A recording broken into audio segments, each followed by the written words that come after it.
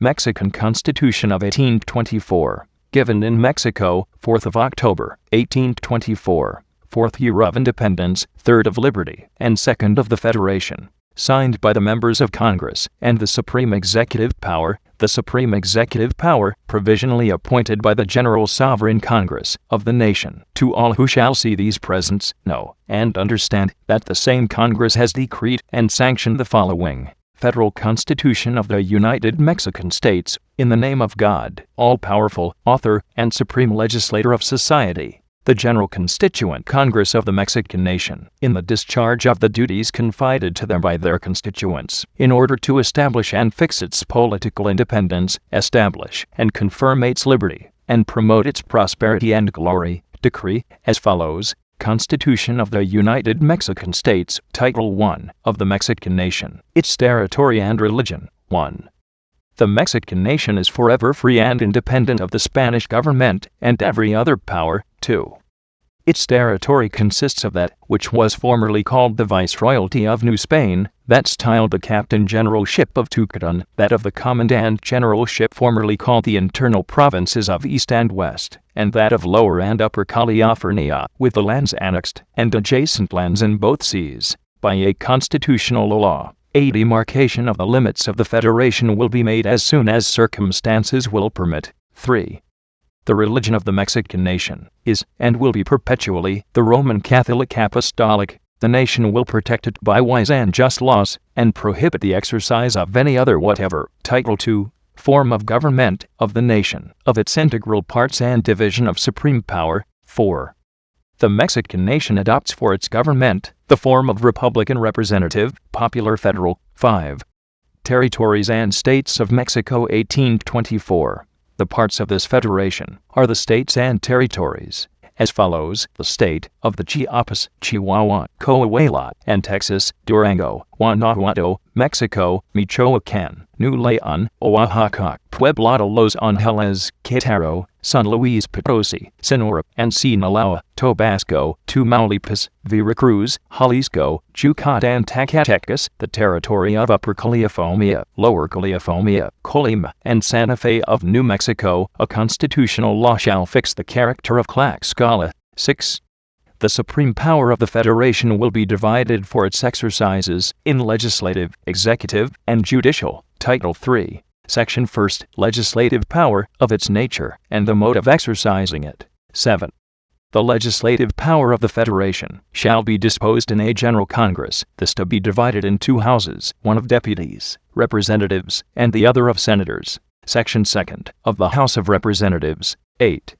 The House of Representatives shall be composed of representatives elected totally every 2 years by the citizens of the states. 9. The qualifications of the electors shall be constitutionally prescribed by the legislatures of the states, to whom, likewise, appertains the regulation of the elections, in conformity with the principles established by this Constitution. 10. The general basis for the appointment of representatives shall be the population. 11. For every 80,000 souls, 1 representative shall be appointed, or for a fraction which passes 40,000, the state which may not contain this population shall, notwithstanding, appoint 1 representative. 12. A census of the whole Federation, which shall be formed in 5 years, and renewed every 10, shall serve to designate the number of deputies corresponding to each state, and in the meantime, it shall be regulated agreeably to the basis established in the former article, by the census which governed in the election of deputies, in the present Congress. 13. In the same manner shall be elected in each state the necessary number of supernumerary representatives, in the ratio of 1 for every 3 full representatives, or for a fraction amounting to 2. The states which may contain less than 3 full representatives shall elect 1 supernumerary. 14. The territory which may contain more than 40,000 inhabitants shall appoint a full representative and 1 supernumerary, who shall have a voice and vote in the formation of laws and decrees. 15. The territory which may not contain the foregoing number of population shall appoint 1 full representative and 1 supernumerary, who shall be entitled to a voice in all matters. The election of representatives for the territory shall be regulated by a special law. 16. In every state and territory of the Federation, the appointment of representatives shall be made on the first Sunday in October previous to its renovation, the election to be indirect. 17. The election of representatives concluded, the Electoral College shall remit through their president to the Council of Government a legal return of the election, and notify the elected of their appointment by an official letter, which shall serve as a credential of election. 18. The President of the Council of Government shall give to the returns, referred to in the preceding article, the direction prescribed by the regulations of said council. 19. To be a representative it is required, first, to be at the time of the election 25 years of age complete, second, to have been a resident of the state from which elected at least 2 years, or born in the state, although a resident in another. 20. Those not born in the territory of the Mexican nation, to be representatives, must have, besides 8 years' residence in it, $8,000 of real estate in any part of the republic, or an occupation that produces them $1,000 per year. 21.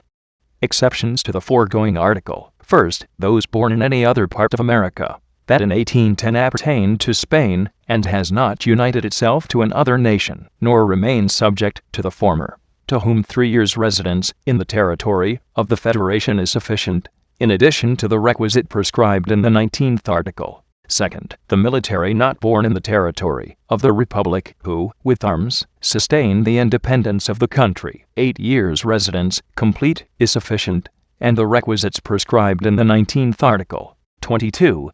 In the election of representatives, actual residents shall have preference over birth and non-residents. 23. Those cannot be representatives. First, those deprived or suspended from the rights of citizenship. Second, the President and Vice President of the Federation. Third, the members of the Supreme Judicial Court. Fourth, secretaries of the Cabinet and the officers of their departments.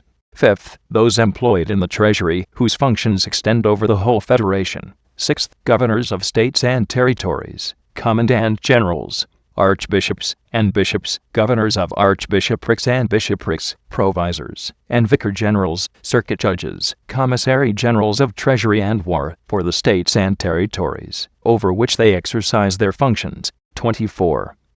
In order that any person enumerated in the foregoing article may be eligible, it is necessary they should have ceased their functions 6 months previous to their election. Section 3 of the Senate. 25.